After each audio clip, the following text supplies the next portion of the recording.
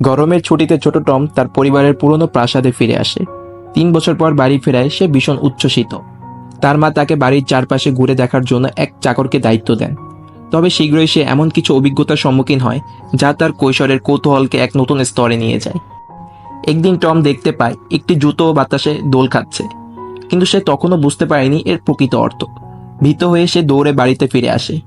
রাতে টম কিছু অদ্ভুত শব্দ শুনে অন্ধকারে বের হয়।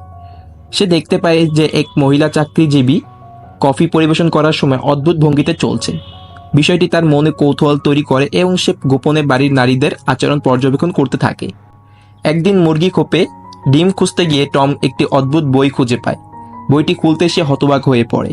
তবে তার অনুসন্ধান বেশি দূর এগোতে পারেনি, কারণ এক চাকর সেখানে উপস্থিত হয়ে যায়।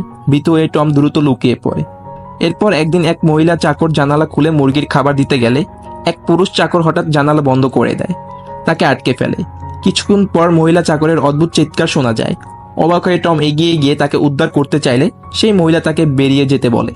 বাইরে এসে টম বুঝতে পারে পুরুষ চাকর মজা করেছিল। এরপর একদিন টম জানালার কাছে এক মহিলাকে অদ্ভুতভাবে শুয়ে থাকতে দেখে।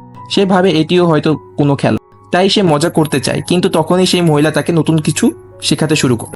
প্রাসাদের সব পুরুষেরা যুদ্ধে চলে যাওয়ায় একমাত্র পুরুষ হিসাবে টমই ছিল সেখানে।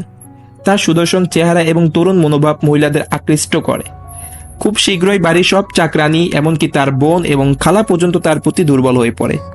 সময়ের সাথে তার বোন বুঝতে পারে যে সে গর্ভবতী হয়ে পড়েছে, যা টমকে হতবাক করে দেয়।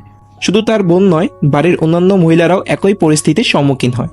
শেষমেশ টমের ছুটি শেষ হয়ে আসে। বাড়ির সবাই তাকে বিদায় জানাতে আসে এবং চোখে পড়ে এক অনন্য আবেগময় দৃশ্য। এই সিনেমাটি কেবলমাত্র নির্দিষ্ট দর্শকদের জন্য উপযুক্ত। যারা গল্পের সম্পূর্ণ অভিজ্ঞতা নিতে চান তারা মূল সিনেমাটি দেখে নিতে পারেন। চাইলে আপনিও হতে পারেন আমাদের পরবর্তী ভিডিওর অংশ। তাই ভিডিওটিতে একটি লাইক, কমেন্ট, শেয়ার করে চ্যানেলটি সাবস্ক্রাইব করে আমাদের পাশে থাকুন। ধন্যবাদ। আসসালামু আলাইকুম।